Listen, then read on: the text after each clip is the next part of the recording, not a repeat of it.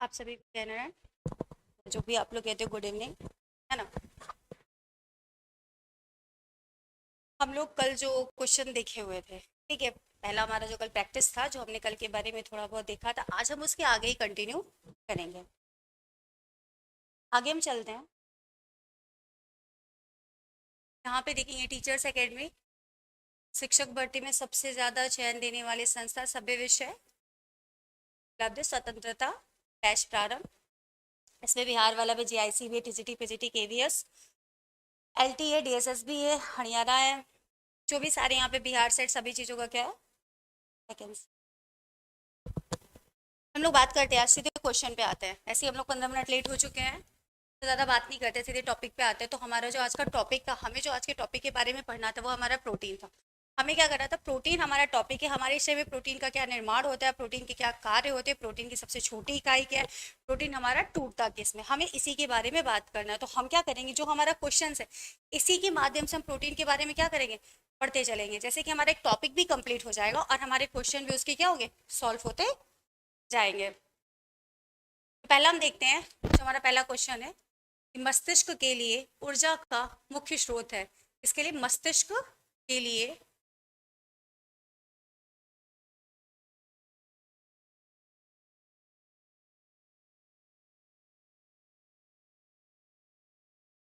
मस्तिष्क के लिए ऊर्जा का मुख्य स्रोत है। यहाँ पे हम बात करते हैं, मस्तिष्क की बात करते हैं। सबसे पहले हमारा ग्लूकोज है, फिर हमारा प्रोटीन है, फिर हमारा वसा है, विटामिन है। तो जैसा हमने आपसे इससे पहले कहा था कि हम बात करेंगे प्रोटीन की, तो हमारा जो टॉपिक होगा आज का प्रोटीन होगा। तो हमारे मस्तिष्क की ऊर्जा की बात हो रही है, तो हमारा आंसर होगा प्रोटीन।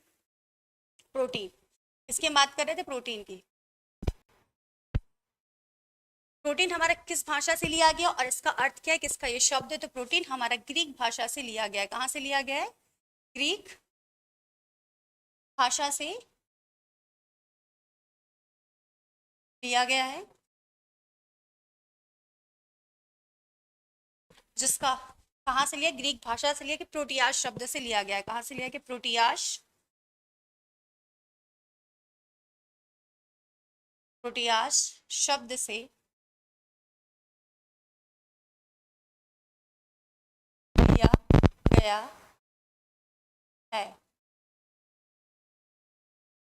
जिसका अर्थ है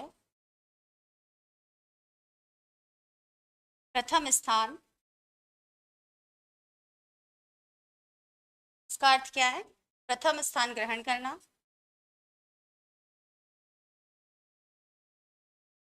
या प्रथम स्थान प्राप्त करना, या प्रथम स्थान प्राप्त करना। तो ये जो हमारा केवल था प्रोटीन के बारे में था, क्योंकि मस्तिष्क के लिए जो ऊर्जा का हमारा मुख्य स्रोत है, वो हमारा किसके माध्यम से, प्रोटीन के माध्यम से। तो प्रोटीन हमारा ग्रीक भाषा से लिया गया शब्द है, प्रोटियास से शब्द लिया गया, जिसका अर्थ है हमारा प्रथम स्थान ग्रहण करना या फिर प्रथम स्थान प्राप्त करना। हमने प्रोटीन के बारे में देख लिया, अब हम ग्लूकोज के बारे में देख लिया। तो हम सभी को पता है, जो हमारा ग्लूकोज है, ये क्या है, कार्बोहाइड्रेट से लिया गया है। कार्बोहाइड्रेट का सबसे छोटी इकाई मोनोसेकेराइड्स का ये फॉर्म में आता है। वसा हम जानते हैं, लिपिड्स की बात करते, फैट की बात करते, ठीक है, किसकी, लिपिड फैट की बात करते हैं। इसकी सबसे छोटी इकाई क्या होगी, वसी अम्ल होती है।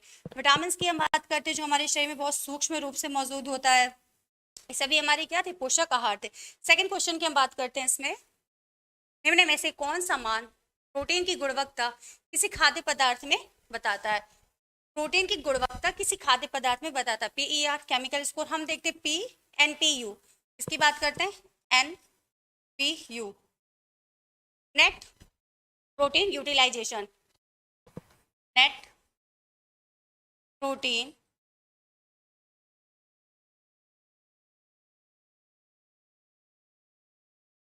नेट प्रोटीन नेट प्रोटीन और यूटिलाइजेशन की हम बात करते हैं, UTI L I Z I T I O N. इसका क्या कार्य, ये क्या करता है कि हमारे जो खाद्य पदार्थ है उसमें हमारी प्रोटीन की गुणवत्ता की क्या करता है, जांच करता है। ये हमारे खाद्य पदार्थ में बताता है कि प्रोटीन हमारी कितनी मात्रा में मौजूद है, तो उसकी क्या करता है, जांच करता है।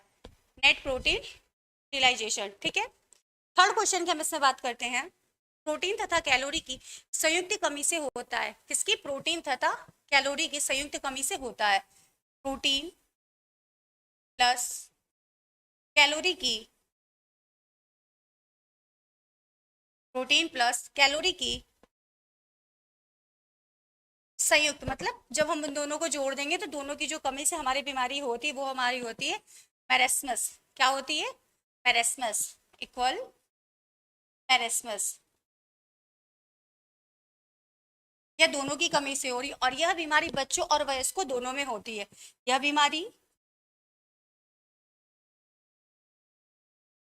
बच्चों और वयस्कों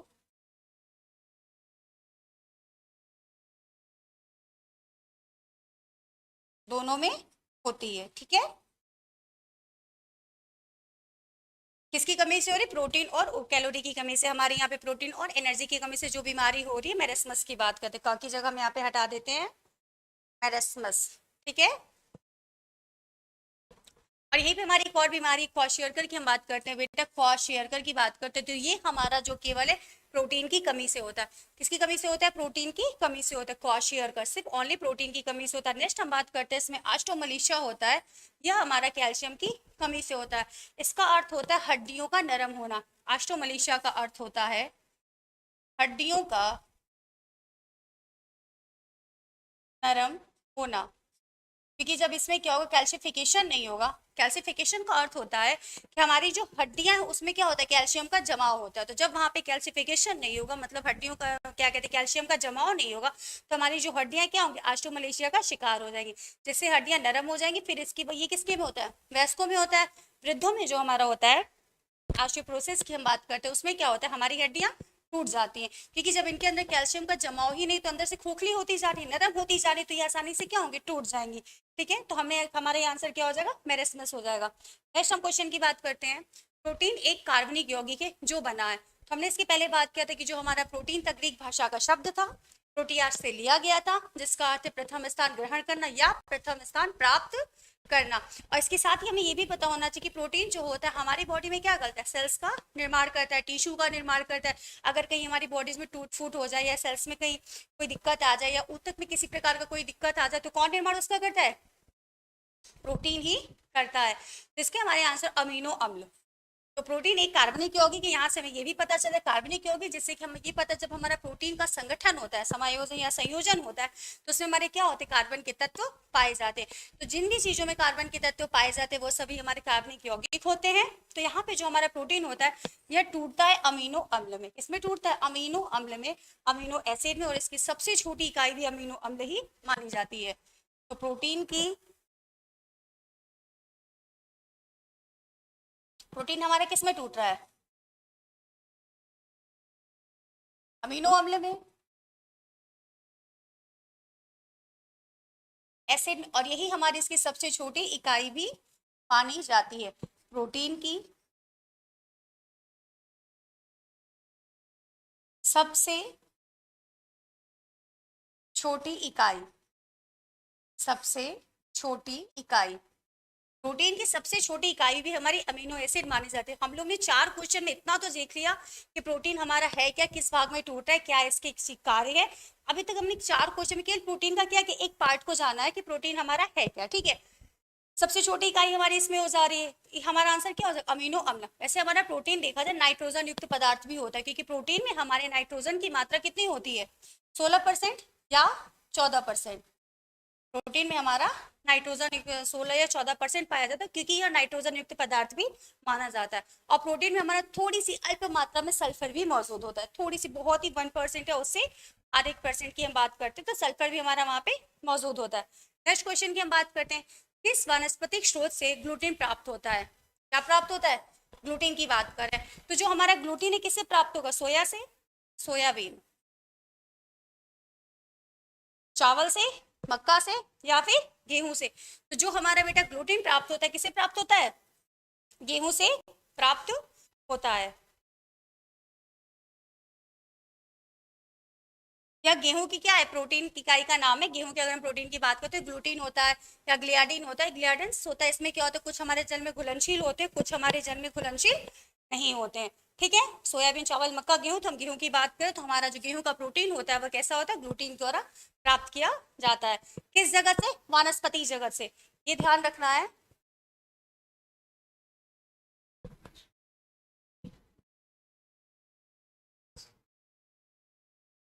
तो हमारा 5 का आंसर हो जाएगा गेहूं।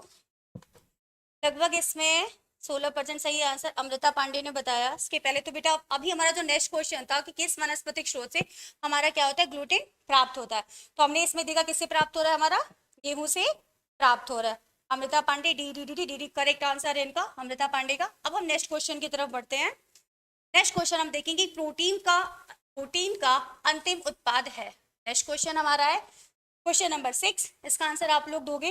प्रोटीन का अंतिम उत्पाद है ग्लाइकोजन, अमीनो एसिड, इंसुलिन या glucose. Glycogen, amino acid, insulin या ग्लूकोज। तो जो हमारा प्रोटीन का अंतिम उत्पाद है इसका हम देखेंगे अमीनो एसिड, क्योंकि हम देख रहे थे कि प्रोटीन हमारा किस में टूट रहा था, अमीनो अम्ल में टूट रहा था। अमीनो अम्ल, गुड। 6 बी का आंसर है विनय सिंह, गुड। इसमें हमारा आंसर क्या हो जाएगा, अमीनो अम्ल, क्योंकि इसकी प्रथम जो इकाई थी या अंतिम इकाई की हम बात करते हैं तो बेटा अमीनो एसिड की बात करते हैं। ग्लूकोज नहीं, ग्लूकोज हमारा क्या होता है,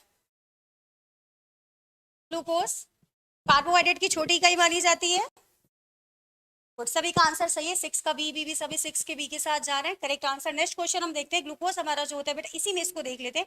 जो हमारा ग्लूकोज होता है ये कार्बोहाइड्रेट की मोनोसैकेराइड्स की छोटी इकाई मानी जाती है। किसकी, कार्बोहाइड्रेट की मोनोसैकेराइड्स की छोटी इकाई मानी जाती है ग्लूकोज। और ग्लाइकोजन क्या होता है, तो जब हमारे शरीर में ग्लूकोज की क्या होती है, अधिकता हो जाती है, तो हमारी बॉडी में क्या होता है, ग्लाइकोजन के रूप में वो क्या हो जाता है, जमा हो जाता है। नेक्स्ट क्वेश्चन हम देखते हैं क्वेश्चन नंबर 7th, मानव शरीर में अनिवार्य अमीनो अम्ल की संख्या, अनिवार्य अमीनो अम्ल की संख्या किसकी बात करें, अनिवार्य अमीनो अम्ल की संख्या बात करें। क्वेश्चन नंबर 7 का आंसर देंगे। पहला ऑप्शन आपका 15, सेकंड है 20, थर्ड है 40 और डी है आपका 10। तो यहाँ पे हम देखते हैं कि अनिवार्य की बात करा हमने, तो अभी तक इसके बारे में प्रोटीन देखा था, तो अब हम देखते हैं कि प्रोटीन को कितने भागों में बांटते हैं, 2 भागों में बांटते हैं प्रोटीन को, या प्रोटीन के कितने प्रकार होते हैं, तो प्रोटीन के 2 प्रकार होते हैं। पहला होता है आपका आवश्यक, आवश्यक, और दूसरा होता है क्या बेटा आपका, अनावश्यक। आवश्यक अमीनो अम्ल और दूसरा होता है बेटा आपका अनावश्यक अमीनो अम्ल। हम यही भी प्रोटीन के प्रकार की भी बात कर लेते हैं, ठीक है। आवश्यक अमीनो अम्ल, तो हमारा इसका आंसर आप लोग अभी दे रहे हो। तो आवश्यक अमीनो अम्ल वो हमारा वह प्रोटीन होता है जिसमें क्या होता है, हमारी बॉडी जो हमारी होती है इसमें इनका निर्माण नहीं होता है, इसमें इनका निर्माण क्या हो रहा है, नहीं हो रहा, इन्हें हमें बाहरी जगत से प्राप्त करना होता है। अगर इनकी संख्या टोटल की बात करते हैं तो इसकी संख्या कितनी होती है, 20 होती है। तो 10 हमारे आवश्यक होते हैं और 10 हमारे अनावश्यक होते हैं। तो अमृता पांडे ने हमारा आंसर दिया है 7th का डी, 10। वेरी गुड, क्योंकि आवश्यक की बात कर रहे हैं ना, अनिवार्य की हम बात कर रहे हैं। अगर हम इसमें केवल ये पूछते कि प्रोटीन हमारे कितने प्रकार होते हैं, आवश्यक और अनावश्यक की बात नहीं करते, तो हमारा आंसर क्या हो जाता, 20 होता।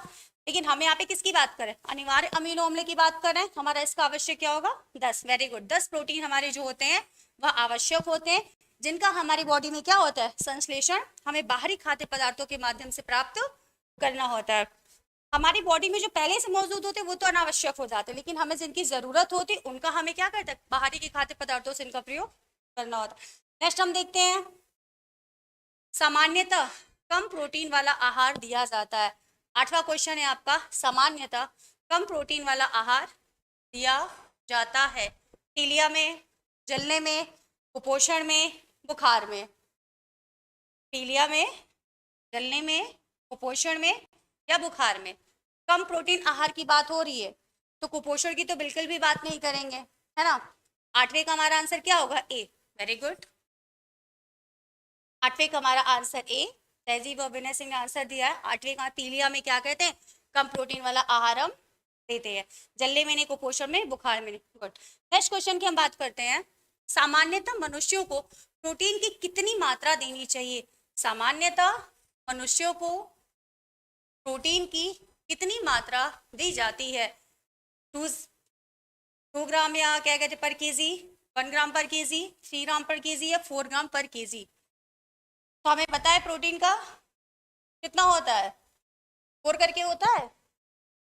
9वें का आंसर क्या होगा? अगर सामान्य मनुष्यों की प्रोटीन की कितनी मात्रा दी जाती है? 2 kg, 1, 3 या 4? तो हम सभी को पता है बेटा 9वें का आंसर हमारा करेक्ट होगा डी डी डी, राइट, 4, है ना। क्योंकि कार्बोहाइड्रेट में 1 ग्राम में 4 कैलोरी प्राप्त होती है, प्रोटीन से भी हमें 4 कैलोरी प्राप्त होती है, और अगर हम इसमें फैट की बात करते हैं तो हमें 9.1 या 9 ग्राम कैलोरीज प्राप्त होती है। 9th का D, very good. Next question की तरफ हम चलते हैं। 10, शरीर में प्रोटीन।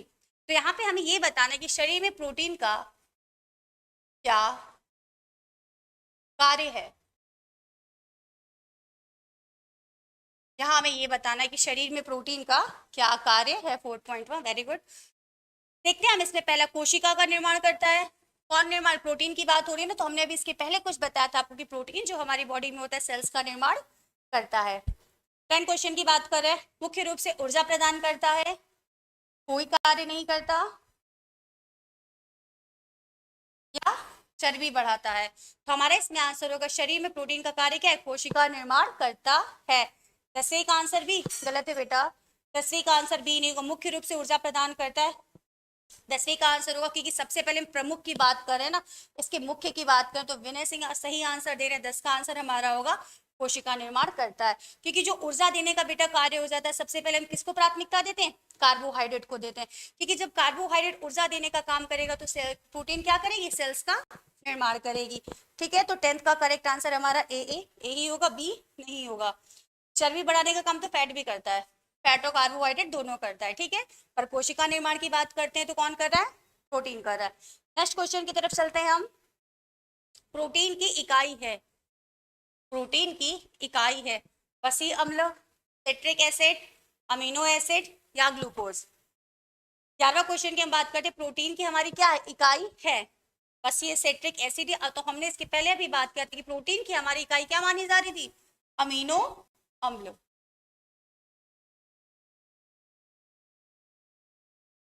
या अमीनो एसिड।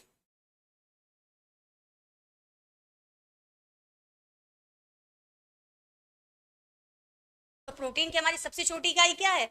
Amino acid. 11 का सी करेक्ट आंसर, 11 का सी दे रहे हैं।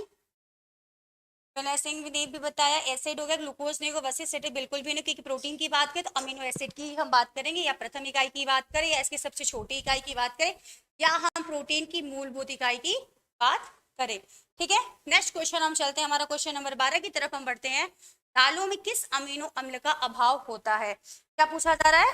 दालों में किस अमीनो अम्ल का अभाव होता है? तो हम ये देख रहे थे कि हमारे जो प्रोटीन हो रहे थे 20 प्रकार के पाए जा रहे थे, आवश्यक अनावश्यक। तो यहाँ पे हमें बताना कि दालों में 11 का किस, दालों में किस अमीनो अम्ल का अभाव होता है? लाइसिन, मिथ्योनाइन, ल्यूसिन बिल्कुल भी नहीं। तो दाल में जो हमारी प्रोटीन का अभाव होता है मिथ्योनाइन, और हमारे एक प्रोटीन और किसका निर्माण होता है, किसका अभाव होता है? ट्रिप्टोफाइन। 12th का B correct answer, methionine, methionine या ट्रिप्टो, दो हमारे अभाव होते हैं ना दाल में, इसीलिए क्या है ट्रिप्टोफाइन।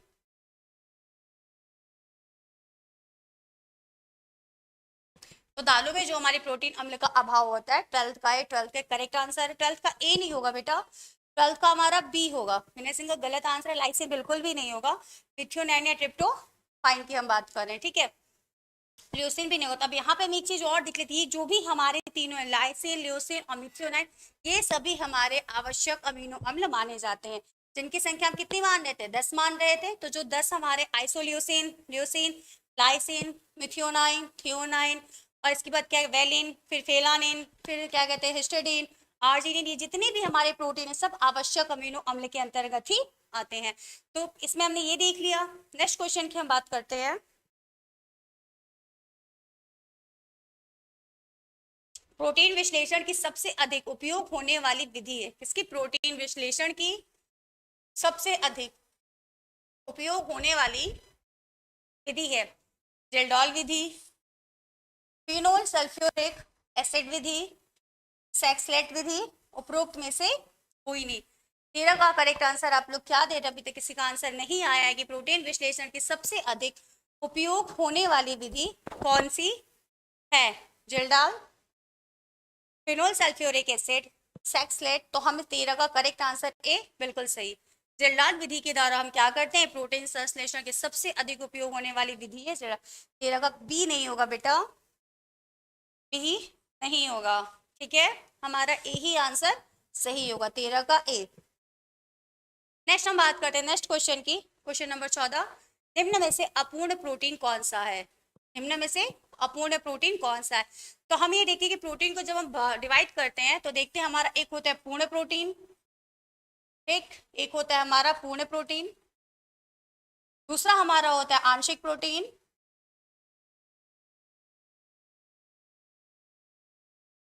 और तीसरा हमारा होता है बेटा अपूर्ण प्रोटीन, अपूर्ण प्रोटीन। तो हम जो पूर्ण प्रोटीन की बात करते हैं, 14 का हमारा करेक्ट आंसर आप लोग भी बता, बी सही है, लेकिन पहले हम इसको एक बार देख लेते हैं। जो हमारा पूर्ण प्रोटीन होता है इसमें वे सभी आवश्यक तत्व पाए जाते हैं जो हमारे शरीर के लिए क्या होते हैं, जरूरी होते हैं, जैसे कि अंडा है ना, अंडे में सभी प्रकार के पोषक तत्व पाए जाते हैं जो हमारे लिए क्या है, आवश्यक भी है और जरूरी भी है। आंशिक इसमें ऐसा ये होता है कि इसमें क्या होता है, जो हमारी बॉडी में 10 आवश्यक प्रोटीन माने जाते हैं, 14 का ये सही है, 10 माने जाते हैं, इसमें से एक या दो कम होना। हमारी बॉडी में 7 या केवल 8 प्रोटीन होते हैं आंशिक रूप की अगर हम बात करते हैं तो, जैसे कि हमारा दाल, चावल, इनमें क्या होते हैं 7 या 8 प्रोटीन पाए जाते हैं। इसके पहले हमने अभी क्वेश्चन में देखा था दाल में हमारा मिथ्योनाइन और ट्रिप्टोफान प्रोटीन का क्या हो रहा था, अभाव पाया जा रहा था। अपूर्ण प्रोटीन की बात करते हैं तो हमारा इसमें जिलेटिन आता है, इसमें क्या होता है, प्रोटीन का अभाव पाया जाता है, ठीक है, तो हमारा आंसर क्या होगा, जिलेटिन। सभी का आंसर सही है, 14 का ए, 14 का ए जिलेटिन है ना, यहाँ पे थोड़ा सा गलत लिखा है, जेलेटिन गलत लिखा हुआ है, ठीक है, क्योंकि ये जिलेटिन होता है, जेलेटिन कोई ऐसा शब्द नहीं, यहाँ पे जिलेटिन होता है, ओके। नेक्स्ट हम बात करते हैं, यहाँ पे हमने इसको लिख दिया जिलेटिन, अपूर्ण प्रोटीन जिलेटिन। नेक्स्ट हम बात करते हैं अंडा में भी देखते हैं थोड़ा सा, ठीक, की कमी से वृद्धि में अवरोध एवं ग्लूकोज वसा तथा प्रोटीन के चयापचय में बाधा उत्पन्न होती है। किसकी कमी से, जो हमारे 4 ऑप्शंस दिए हैं, 15 क्वेश्चन हम देखते हैं, जो हमारे 4 ऑप्शंस दिए हुए हैं इनमें से किसी एक की कमी से वृद्धि में अवरोध एवं ग्लूकोज वसा तथा प्रोटीन के चयापचय में बाधा उत्पन्न होती है। पहला है बेटा आपका क्रोमियम, दूसरा है सिल्वर, तीसरा है फ्लोरिस, यहाँ पे विधि की गलत टाइप है, चौथा है कोबाल्ट। अब इसमें से आपको एक करेक्ट आंसर देना है 15 का। 15 का आंसर आप लोग क्या दे रहे हैं अभी, अभी किसी का, चलिए हम इसका आंसर बताते हैं। तो हमारा इसका सही आंसर होगा बेटा क्रोमियम, क्या होगा, क्रोमियम। पांचवे का है 15, हाँ बेटा पांचवा नहीं 15 ये का ए हो जाएगा, क्रोमियम सही है, क्योंकि ये क्या करता है, क्रोमियम हमारे शरीर में क्या करता है, इंसुलिन हार्मोन की क्रिया को तीव्र करता है। 15 का डी नहीं बेटा, कोबाल्ट नहीं होगा, क्रोमियम ही होगा, क्योंकि हमारे शरीर में इंसुलिन की क्रिया को तीव्र करता है और प्रत्येक कोशिकाओं तक ग्लूकोज पहुंचाने का कार्य करता है। इसका सबसे मुख्य कार्य क्रोमियम का यही होता है कि प्रत्येक कोशिकाओं तक, प्रत्येक कोशिकाओं तक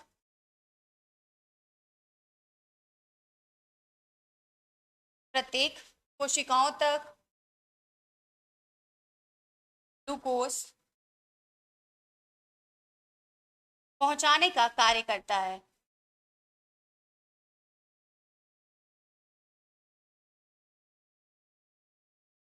पहुंचाने का कार्य करता है, ठीक, क्रोमियम करेक्ट आंसर, क्रोमियम। 15 का ए, 15 का ए, 15 का, हाँ 15 का ए ही आंसर हमारा सही होगा। नेक्स्ट क्वेश्चन की तरफ हम बढ़ते हैं। नेक्स्ट क्वेश्चन हमारा, प्रोटीन की कमी से बच्चों में यह रोग दिखाई देता है, केवल प्रोटीन की बात कर रहे हैं, प्रोटीन की कमी से बच्चों में यह रोग दिखाई देता है। 16 क्वेश्चन, मैरस्मस ये भी थोड़ा सा गलत है, क्वाशियोरकर, रतौंधी, स्कर्वी, इसका करेक्ट आंसर दीजिए। यहाँ पे होगा मैरस्मस होता है, ठीक है, आधा सा हो जाएगा।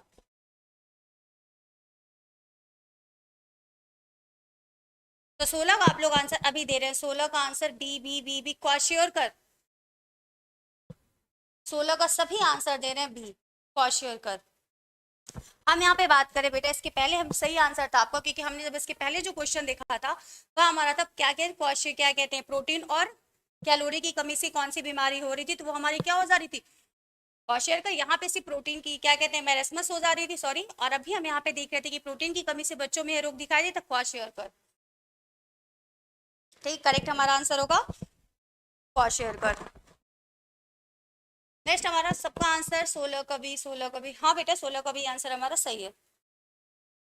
रतौंधी हमारे किसकी कमी के कारण होता है, रतौंधी किस विटामिन की कमी के कारण होता है, रतौंधी हमारा विटामिन ए की कमी के कारण होता है। किसके कारण, विटामिन ए की कमी के कारण होता है।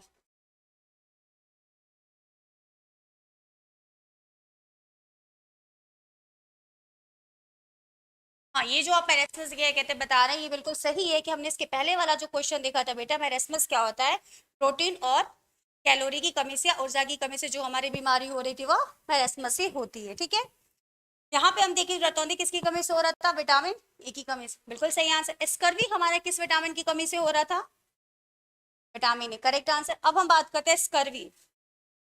स्कर्वी जो हमारी बीमारी है किस विटामिन की कमी से हो रही थी, इसका आंसर दीजिए सब लोग जल्दी से।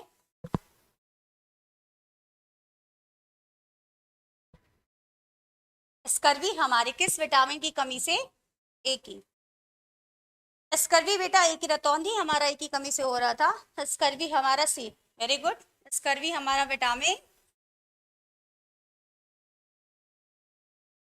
विटामिन सी की कमी से हमारा स्कर्वी नामक रोग हो रहा था, और विटामिन ए की कमी से रतौंधी हो रहा था, और क्वाशियरकर हमारा प्रोटीन की कमी से हो रहा था, और मेरेस्मस हमारा प्रोटीन और ऊर्जा की कमी से हो रहा था। ठीक है, नेक्स्ट हम आगे बढ़ते हैं। प्रोटीन में नाइट्रोजन का प्रतिशत होता है। अभी इसके पहले हमने बताया कि प्रोटीन को हम नाइट्रोजन युक्त कार्बनिक पदार्थ भी कहते हैं। क्या कहते हैं, नाइट्रोजन युक्त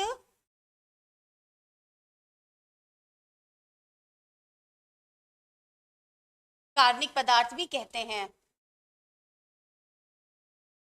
कार्बनिक पदार्थ भी कहते हैं।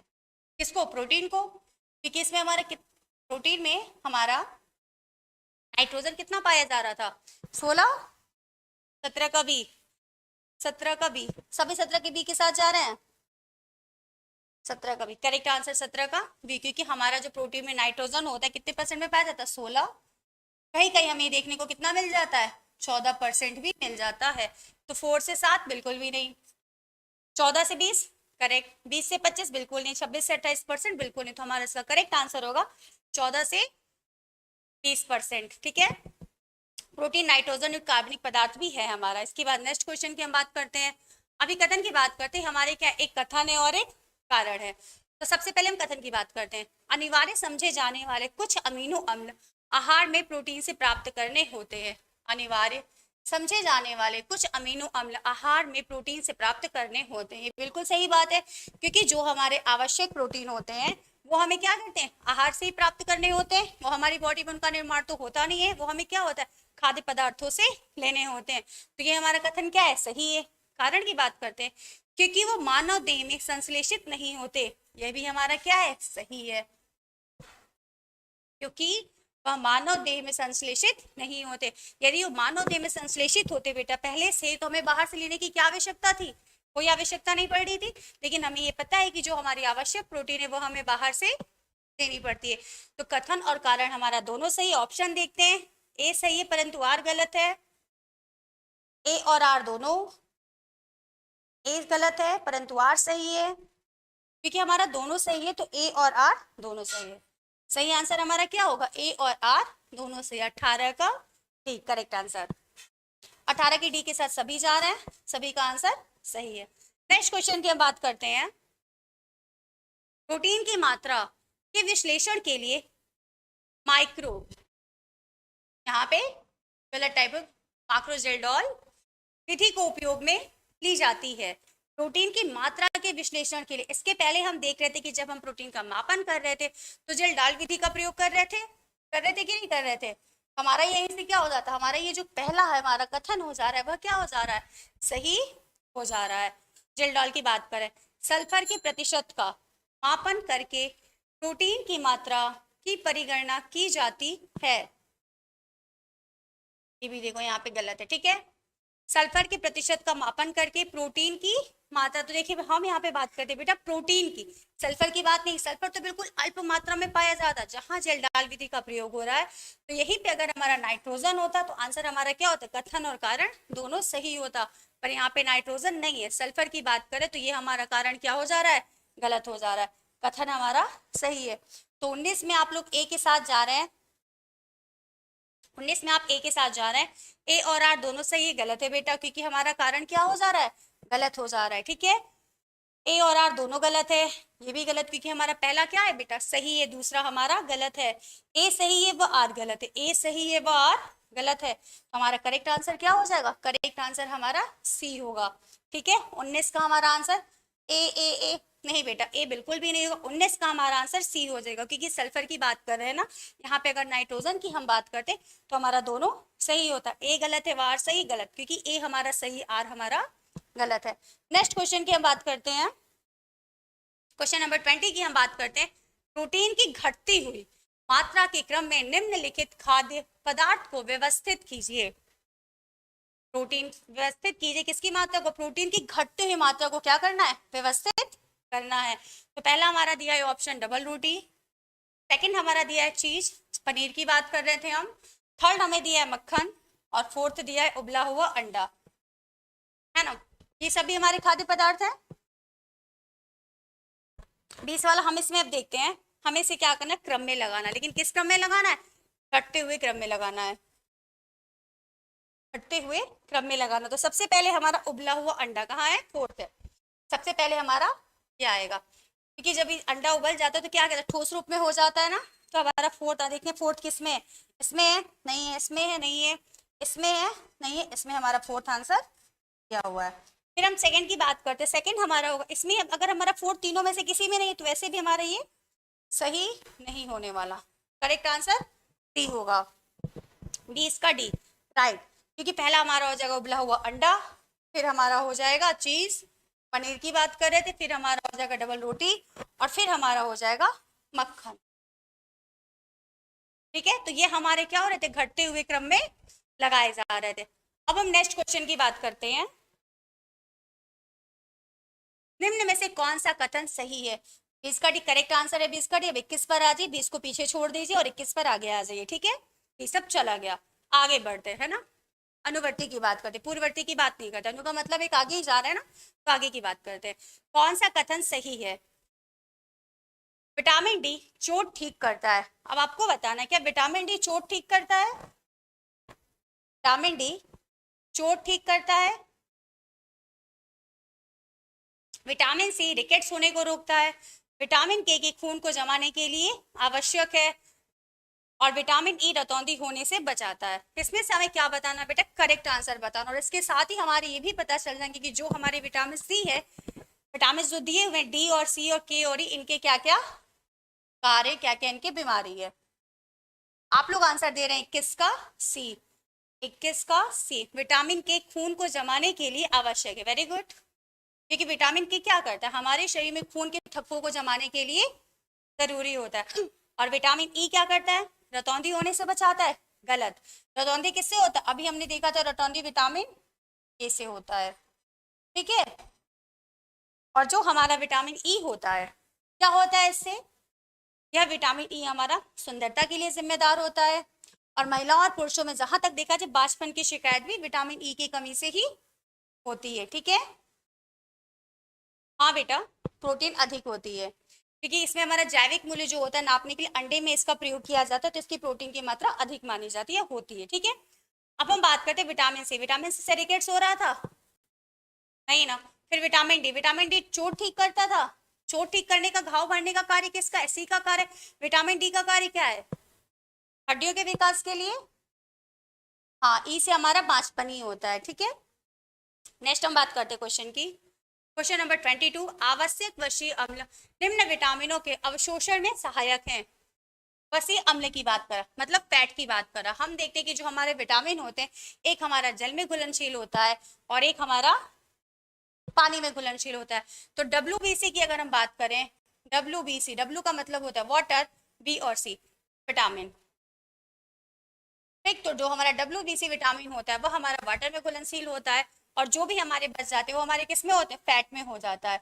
जैसे कि A, D, E और K की हम बात कर रहे हैं। तो हम यहाँ पर देखते हैं कि हमारा वसी अम्ल की बात हो रही, ABCD, सभी लोग हमारा 22 के साथ सी के आंसर जा रहा है। सी का आंसर हमारा सही है, करेक्ट है, AD व E और K। क्योंकि सी हमारा क्या हो रहा है, जल में घुलनशील हो रहा है, डी हमारा क्या हो रहा है, जल में घुलनशील, और हम यहाँ पे बात किसी कर रहे हैं, वसी अम्ल की बात कर रहे हैं।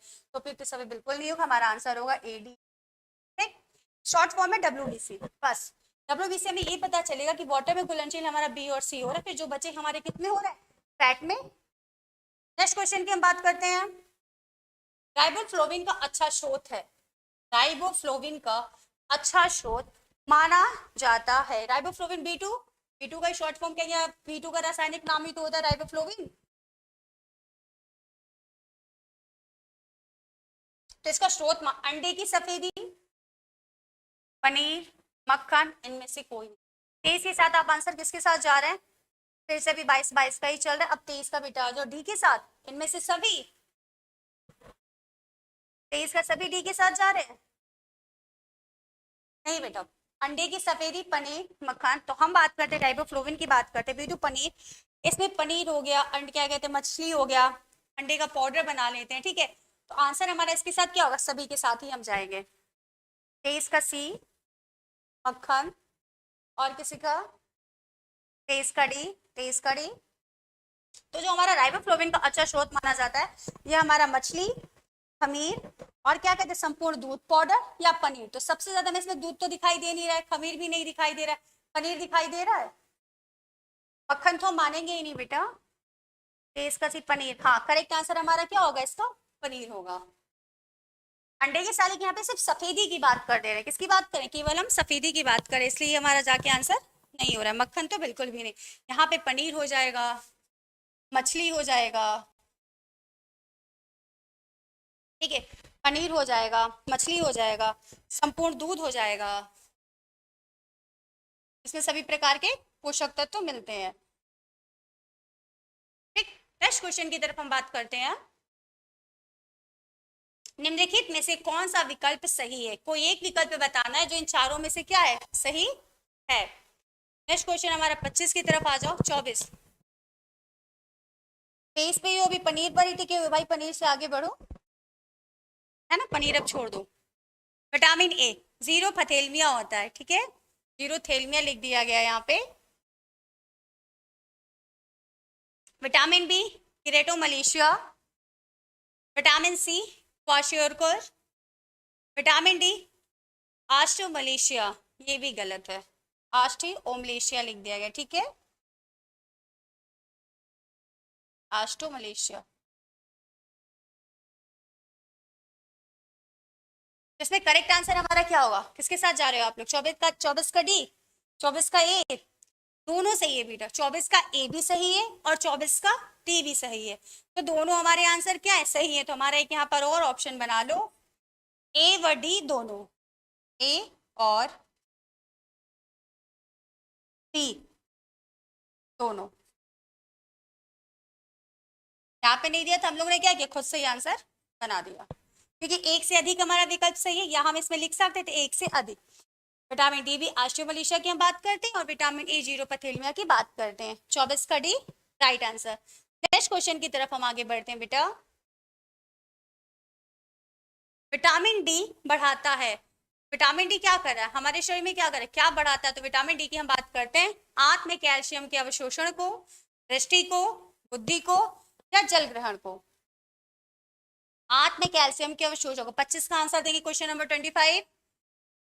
अभी 24 पर ही, डी पर ही, एडी एडी सही है बेटा, आगे 25 पर आ जाए। नेक्स्ट क्वेश्चन हम इसे आंत में कैल्शियम के अवशोषण को क्या करता है, बढ़ाता है। 25 का हमारा करेक्ट आंसर होगा, विटामिन डी बढ़ाता आंत में कैल्शियम के अवशोषण को। 25 का है, 25 का है राइट आंसर हमारे बताने की बात, ठीक है। अब हम देखते हैं next,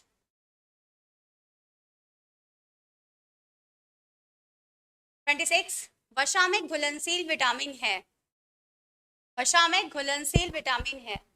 D C A D की, अभी इसके पहले हम लोगों ने बात किया था WBC, बस इतना याद रखना,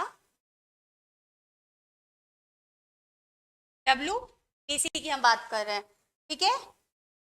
W मतलब वाटर, D मतलब के विटामिन बी, और C की बात करें तो ये हमारा जब दूध जल में घुलनशील हो जा रहा है। यहाँ पे वसा की बात करें बिल्कुल भी नहीं होगा इसमें, D इसमें भी है नहीं होगा, C नहीं होगा, तो हमारा आंसर क्या होगा, वसा में घुलनशील विटामिन ए और ई, 26 का D correct answer.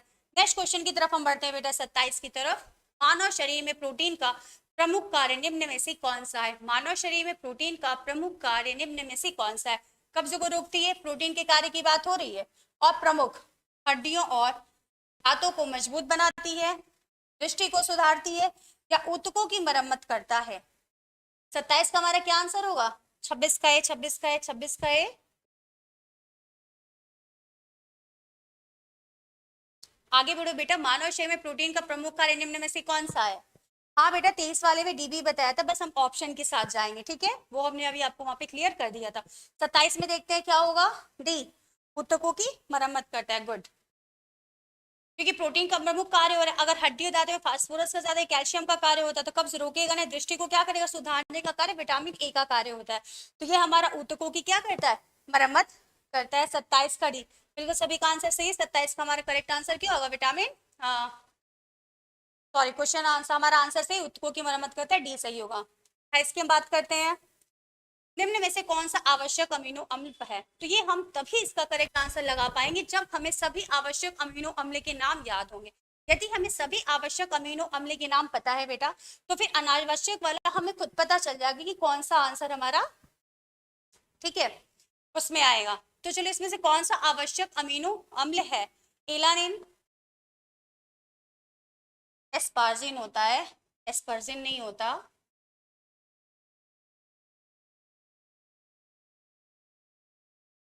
Glycine, glycine. तो जो हम इसके पहले हमने बताया था, हमारा जो प्रोटीन होता है दो प्रकार से डिवाइड हुआ था, आवश्यक अमीनो अम्ल और अनावश्यक। तो जो हमारा इसमें आवश्यक अमीनो अम्ल आ रहा था, इसमें हमारे क्या थे, leucine, lysine, methionine, threonine, histidine, ये सभी थे। 28 का डी करेक्ट, लाइसिन। क्योंकि जब हमें 10 आवश्यक अमीनो अम्ल के नाम पता होंगे तो अनावश्यक वाला खुद पर खुद आ जाएगा। तो हमारा लाइसिन जो होता है, जैसे कि यहाँ पे देख लेते 10 में, लाइसिन, ल्यूसीन, आइसोल्यूसिन, तीनों लगभग एक जैसा नाम लगता है कि नहीं लगता है। Lysine, leucine, isoleucine, valine, Phelan, फिर हिस्टिडाइन, आर्जिनिन, और इसके बाद हम क्या करते हैं, ये जो भी हमारे होते हैं 10 के 10 पूरे, तो इसमें से हमारे आंसर क्या होता है, करेक्ट लाइसिन। क्वेश्चन नंबर 28 का डी। 29 की तरफ जाते हैं, यह अमीनो एसिड, 28 का डी डी करेक्ट आंसर है बेटा। 29 की तरफ आते हैं, यह अमीनो एसिड नियासिन का प्रारंभिक रूप है। यह अमीनो एसिड नियासिन का प्रारंभिक मतलब शुरुआत की बात करें, स्टार्टिंग की बात करें। अब 28 से आप लोग 29 पे आ जाओ, ठीक है। 29 वेलिन, मिथ्योनिन, ट्राइटोफेन, टायरोसिन। क्या होगा इसका सही आंसर, ट्राइटोफेन होता है बेटा, ट्राइटोफेन होता है, ठीक है। इसका करेक्ट आंसर 29 का आंसर आप लोग क्या दे रहे हैं, किसी का भी कोई आंसर नहीं है, 28 पर ही है, 28 डी। चलिए इसका आंसर हम बता दें 29 का, नियासिन का प्रारंभिक रूप है, तो ये हमारा आंसर होगा ट्राइटोफेन। क्या होगा, ट्राइटोफेन होगा 29 का करेक्ट आंसर। 29 का है नहीं बेटा। नेक्स्ट क्वेश्चन 30, जन्म के समय बच्चे के मस्तिष्क का भार होता है, ये तो लगभग सभी को हम पता होगा ना कि जन्म के समय बच्चे का मस्तिष्क भार कितना होता है। 30 का आंसर देंगे, 29 पीछे चला गया, 30 की तरफ आ जाते हैं। 30 का हमारा आंसर क्या होगा, जन्म के समय बच्चे का मस्तिष्क भार होता है 100 ग्राम, 350 ग्राम, 800 ग्राम या 500 ग्राम। 29, 30 किसी का आंसर नहीं, तो 30 का आंसर होगा बेटा आपका 350 ग्राम। कितना होगा, जन्म के समय बच्चे के मस्तिष्क का भार कितना होता है, 30 का भी, गुड, वेरी गुड, 350 ग्राम। नेक्स्ट क्वेश्चन की हम बात करते हैं, वसा में घुलित विटामिन है, वसा में घुलित विटामिन है, वही चीजें फिर से क्या किया गया, रिपीट कर दिया गया है ना, ए तथा बी। और ये हमें लगभग याद भी हो गया होगा अब तो कि वसा में कौन सा घुलनशील है, ठीक है, अब हम बात करते हैं नेक्स्ट 32 की। एक मोटे व्यक्ति को खाने में कम प्रयोग करना चाहिए, हमारा आज का लास्ट क्वेश्चन। अब इसको आपको बताना है कि एक मोटे व्यक्ति को खाने में कम क्या प्रयोग करना चाहिए। 31 का डी, हाँ बेटा 31 का आंसर डी होगा। 32 के साथ आ जाओ। एक मोटे व्यक्ति को खाने में कम प्रयोग करना चाहिए, वसा, कार्बोहाइड्रेट, प्रोटीन या विटामिन। 32 का आंसर ए, करेक्ट। 32 का आंसर हमारा करेक्ट। 32 का डी डी, सभी का 32 का डी है, तो 32 का ए, डी नहीं होगा बेटा। कार्बोहाइड्रेट पहले हमारा फैट दे रहे हैं ना, प्रमुख की बात करें तो हम पहले वसा की बात करेंगे। वसा ऑप्शन में नहीं होता तो हम कार्बोहाइड्रेट के साथ चले जाते, ठीक है। क्योंकि कार्बोहाइड्रेट क्या, जब हमारी बॉडी में ग्लूकोज होता है, ग्लूकोज की अधिकता हो जाती है तो क्या करता है, जमा होने लगता है। तो एक तरीके से वो भी क्या करता है, बॉडी को क्या फैट का ही काम करता है। मोटापे में जो व्यक्ति मोटा हो गया उसको ग्लूकोज भी कम लेना चाहिए। आपका आंसर सही बी, कार्बोज, लेकिन पहले हमारा फैट को हम अधिक प्राथमिकता देते हैं, ठीक है। बस आज के लिए इतना ही।